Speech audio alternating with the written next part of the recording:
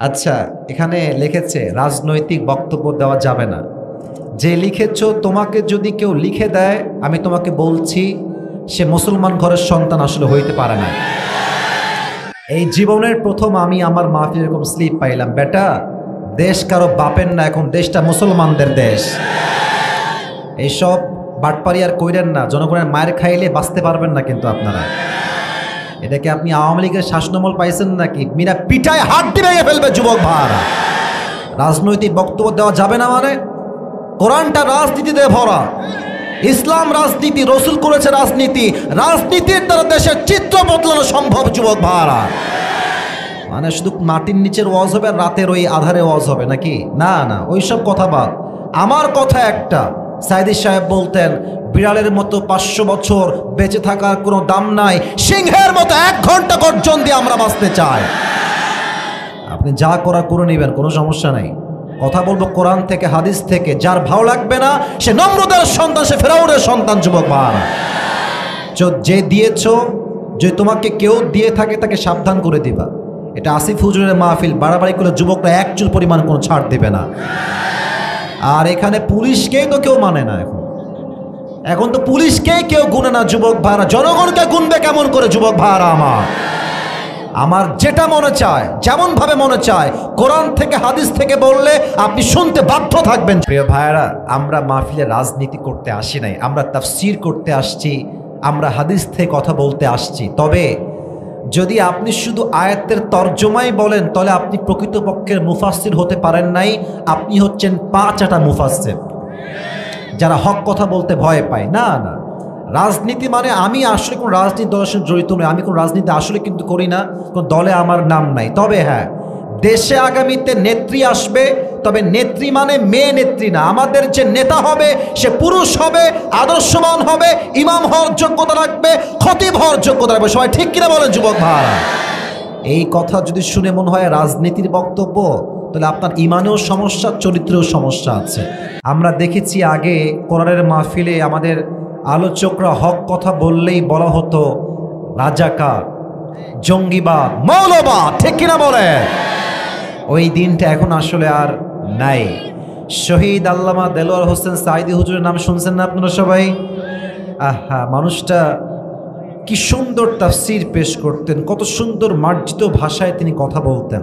উনি প্রায় একটা কথা বলতেন যে আমাদেরকে মৌলবাদ বললে আমরা রাগ করি না। এর কারণ হচ্ছে মৌল, এই ডানে বাবুরা কথা বলো না, এই যে সোনামণিরা, সোনামণি একদম চুপ থাকো, নতুন আসছে নাকি রে, কথা বলো না, আমার কথায় মনোযোগ দেন। উনি বলতেন যে মৌলবাদ এই শব্দ আসছে মূল থেকে। বলেন সবাই, কি থেকে? মূল থেকে। মূল মানে হচ্ছে আল্লাহ, মূল মানে হচ্ছে হিজ লাস্ট মেসেঞ্জার মুহাম্মদ সাল্লাল্লাহু আলাইহি ওয়াসাল্লাম। মূল মানে হচ্ছে আল্লাহর কোরআন, মূল মানে হচ্ছে আল্লাহর হাবিব রসুল করিম সাল্লাল্লাহু আলাইহি ওয়াসাল্লামের হাদিস।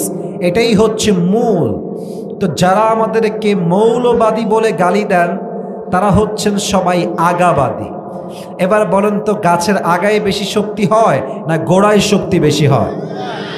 না, এটা ঠাকুর গায়ের সাউন্ড হয় না। আরে ঠাকুর গায়ের মানুষ আমরা, আমি তো আগেও দেখেছি এটা কাপুরুষের সন্তান নয়, সব বীরপুরুষের সন্তান ঠাকুর গায়ের যুবক ভাইরা, ঠিক কিনা বলেন? আওয়াজ তো আসতে কেন? বলেন সবাই, গাছের আগায় শক্তি বেশি না গোড়ায় শক্তি বেশি? তো সাইদি সাহেব বলতেন তোমরা থাকো গাছের আগায়, মারামারি বেশি কইরো না, বাড়াবাড়ি বেশি কইরো না। 16 কোটি মানুষ গাছের গোড়ায় একটা ঝাঁকুনি দিবে, মামুর বাড়ি দিল্লি গিয়ে তোমরা পড়বা। ওই দিল্লি গিয়েই তারা পড়েছে। এখান থেকে স্পষ্ট প্রমাণ, যারাই যুগে যুগে ইসলামকে দমন করতে চেয়েছে, ইসলামকে নিশ্চিহ্ন করতে চেয়েছে, তারা ইসলামের একটা চুল বাঁকা করতে পারে নাই, বরং তাদের 14 কোষ নির্বংশ হয়ে গিয়েছে যুবক ভাইরা, ঠিক কিনা বলেন?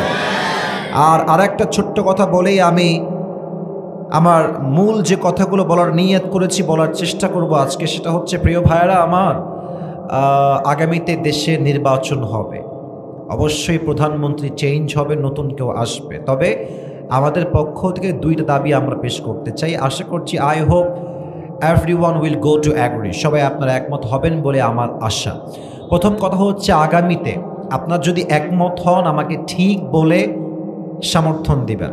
যেহেতু এটা রেকর্ড হচ্ছে আমরা দেখব যে কত মানুষ এখানে একমত হতে পারছেন। আগামীতে নির্বাচন হবে, দেশে কোনো একজন প্রাইম মিনিস্টার হবেন, তবে আগামীতে এই দেশে আমরা কোনো নারীকে দেশের প্রধানমন্ত্রী হিসেবে দেখতে চাই না। কথা কি আপনারা দ্বিমত না একমত? শুধু যে নারীকে চাই না পুরুষকেই চাই শুধু ব্যাপারটা এরকম নয়, এখানে আর একটা ব্যাখ্যা আছে। এটা যে 2 নাম্বার কথা, সেটা হচ্ছে আমরা শুধু পুরুষ চাই না। কথা আমি আবারও রিপিট করছি, আমরা শুধু পুরুষ চাই না, আমরা এমন একজন পুরুষকে ক্ষমতার চেয়ারে দেখতে চাই যিনি প্রধানমন্ত্রীও হবেন, পাশাপাশি তার যোগ্যতা এতটা হাইলি কোয়ালিফাইড হবে, তিনি এতটা যোগ্যতা সম্পন্ন হবেন যে তিনি প্রধানমন্ত্রীও হবেন, আবার একই সময়ে তেনার যোগ্যতা এত বেশি হবে যে তিনি চাইলে জাতীয় মসজিদ বাইতুল মুকাররমে দাঁড়িয়ে জুমার খুতবা দেওয়ার যোগ্যতাও রাখবে। ঠিক কিনা বলে? এমন প্রধানমন্ত্রী আমরা সবাই চাই কি চাই না?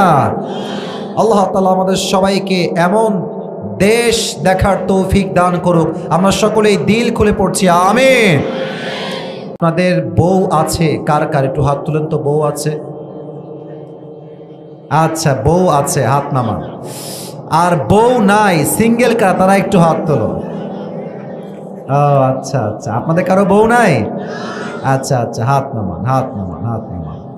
আমি প্রায় বলি আমার আব্বাজানদেরকে হাতে পায়ে ধরে যে আব্বাজান প্লিজ শীতকালে যুবকদেরকে ল্যাব দিয়ে নয়, একমাত্র বউ দিয়ে আমার যুবকদের শীত দূর হবে যুবক ভাই। আর অনেক মেয়েকে দেখলাম আজকে ওয়াজ শুনতে আসছে, অনেক মেয়ে, প্রচুর পরিমাণে মহিলা দেখলাম। আমি প্রত্যেকটা বোনকে বলতে চাই, প্রিয় বোন আমার, তোমার বিয়ের সময় আসলে ওই টাকাওয়ালা টাকলাকে বাদ দিয়ে চরিত্রবান যুবক দেখে তোমাকে বিয়ে করতে হবে। অনেক মেয়ে দেখবেন টাকা পাইলে টাকলার সঙ্গে বিয়ের পিড়িতে বসে যায় যুবক ভাইরা।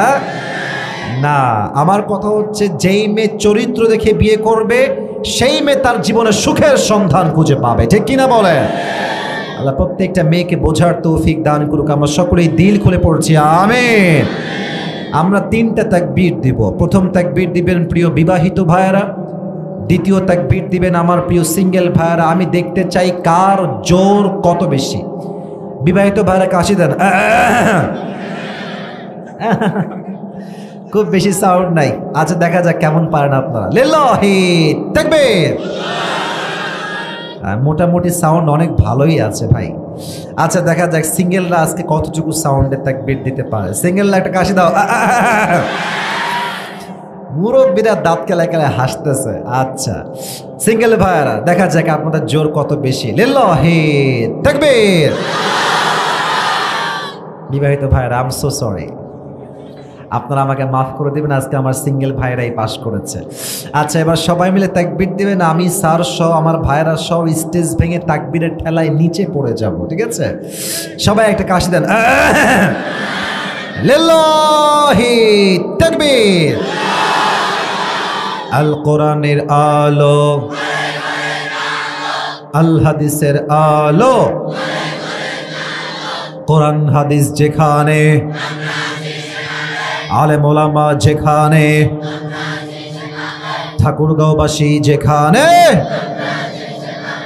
আল্লাহ তাআলা কবুল করুক। আমরা সকলে দিল খুলে জবান খুলে পড়ছি আমিন।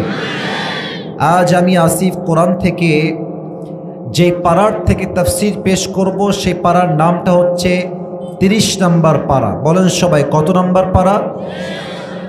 সর্বনাশ, সাউন্ড তো খুব ভালো পাচ্ছি মাশাআল্লাহ। এবার আমরা ঠাকুর গায়ের মাহফিলের ফিল পাচ্ছি। শোনেন, এখানে ক্যামেরাম্যানরা রেকর্ড দিচ্ছে, এটা কালকে কিন্তু আপনি ইউটিউবে পেয়ে যাবেন, আমাদের এখানকার মাহফিলটা পেয়ে যাবেন।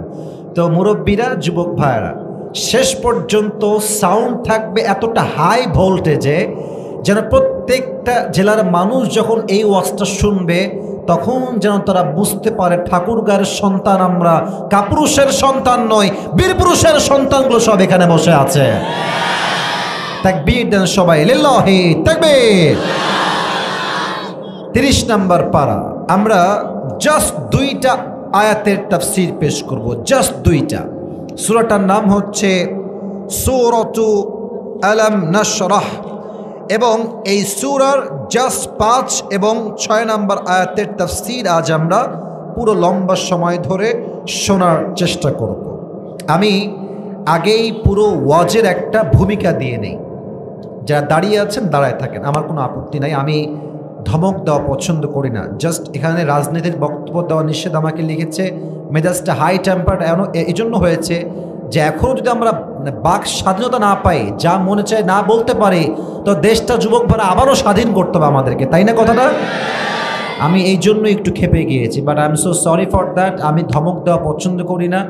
আমি আসিফ হুজুর মানে হচ্ছে যুবকদের একটা ভালোবাসার জায়গা। তা আমি কোনো মারামারি বা গণ্ডগোল চাই না। আমি ক্ষমা চাচ্ছি। আমার ধমকের জন্য কেউ যদি আমার কষ্ট পেয়ে থাকেন ক্ষমা করে দিবেন। আমি এখন যা বলবো মেহেরবানি করে ঠিক বেঠিক না বলে, আবারও বলছি, ঠিক বেঠিক না বলে কি বলছি এটা বোঝার ট্রাই করেন। আমার মুরব্বী আব্বাজান ওদিকে কিছু আছেন, আপনাদের পায়ে আমার হাত। আব্বাজান যারা এসেছেন, আপনারা আমার চোখে চোখ রাখেন, আমাকে দেখেন, আমি যা বলি একটু বোঝার ট্রাই করেন। আমি আলোচনার টাইটেল বলছি, টাইটেল মানে আলোচনার মূল বিষয়বস্তু বলছি। আজ আলোচনার মূল বিষয়বস্তুর টাইটেল হচ্ছে কষ্টের সাথেই আছে স্বস্তি। আমি বলবো, আপনারা আমার সঙ্গে রিপিট করবেন। আজ আলোচনার সেন্ট্রাল থিম বা সাবজেক্ট ম্যাটার, মূল আলোচ্য বিষয় হচ্ছে কষ্টের সাথেই আছে। আমার হুজুর ভাইয়েরা বলেছে, আর বেশিরভাগ লোকের সাউন্ড পাই নাই। Let's try again. আমি আবারও জানতে চাই, কষ্টের সাথেই আছে স্বস্তি। এটাই হচ্ছে আয়াতের ট্রান্সলেশন বা তর্জমা। ফাইন্না মাআল উসরি ইউসরা, ইন্না মাআল উসরি ইউসরা। তবে এই দুইটা আয়াতের তাফসীরে আমি ব্যাখ্যা পেয়েছি মোট 4টা। ঠাকুরগাঁয়ের ভাইরা বলেন সবাই কয়টা? 4টা ব্যাখ্যা। এই দুইটা আয়াতের 4টা ব্যাখ্যা আমি ঠান্ডা মাথায় বলছি, ঠান্ডা মাথায় শুনবেন। এই 4টা ব্যাখ্যার সময় কোনো ঘটনা বলবো না। 4টা ব্যাখ্যা শেষ হলে আমি হাদিস কেন্দ্রিক কিছু ঘটনা বলবো, অ্যান্ড দেন আমরা দোয়ার দিকে যাব। বলেন সবাই ইনশাআল্লাহ।